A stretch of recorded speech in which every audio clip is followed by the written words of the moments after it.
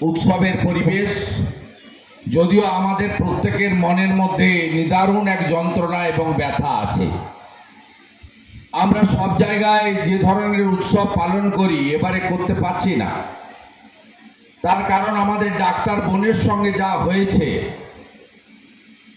গোটা বাংলা বাঙালিকে ভারতবর্ষে এবং পৃথিবীর কাছে মাথা হেঁট হয়ে যেতে হয়েছে। এটা 8-5টা ঘটনার মতো নয়। কর্মরত অবস্থায়, ডিউটিরত অবস্থায় সরকারি হসপিটালে যে ঘটনা ঘটেছে, এটা কোনো মানুষের দ্বারা সম্ভব, এটা কল্পনার বাইরে।